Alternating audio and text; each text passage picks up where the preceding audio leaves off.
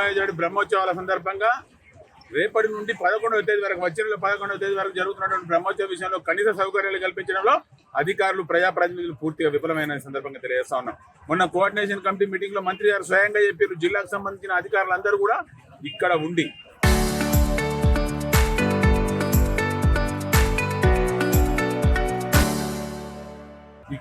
ఏర్పాట్లు చేసి భక్తులకు ఎలాంటి ఇబ్బందులు కలగకుండా చూడాలని చెప్పినటువంటి మంత్రి గారి మాటనే ఈ రోజు అధికారులు పట్టించుకోలేనటువంటి పరిస్థితి మనం చూస్తా ఉన్నాం. భక్తులకు కనీస సౌకర్యాలు లేవు. ఇప్పుడు వచ్చేటువంటి భక్తులకు ఎక్కడి నుంచి గోదావరి కోవాలి, ఎక్కడి నుంచి దేవస్థానం కోవాలనేటువంటి కనీస బోర్డులు పెట్టలేదు. ఏర్పాట్లకు సంబంధించినటువంటి ఫ్లెక్సీలు కానీ రకరకాల వ్యవస్థ చేయాల్సినది ఏం లేదు. రేపే ప్రారంభోత్సవం. ఇవి మనకు లైటింగ్ కు సంబంధించినటువంటి ఏర్పాట్లు చేసిండ్రు, కానీ లైటింగ్ కి సంబంధించిన ఏర్పాటు చేసినటువంటి వాళ్ళు ఇప్పటికి కూడా అక్కడ ఏర్పాట్లు పూర్తి చేయలేదు.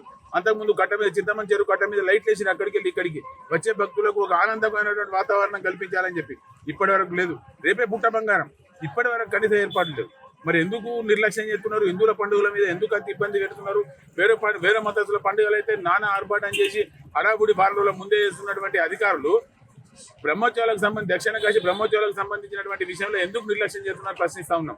ఇప్పటికైనా బ్రహ్మోత్సవాలకు సంబంధించినటువంటి రోడ్ల విషయంలో కావచ్చు, బ్రహ్మోత్సవాలకు భక్తుల విషయంలో నిర్లక్ష్యం చేస్తే చూస్తూ ఊరుకోమని చెప్పి, హిందువుల మనోభావాలు దెబ్బతీయడానికి ప్రయత్నం చేస్తే చూస్తూ ఊరుకోమని చెప్పి సందర్భంగా హెచ్చరిస్తా ఉన్నాం. Local to global news at your finger tips.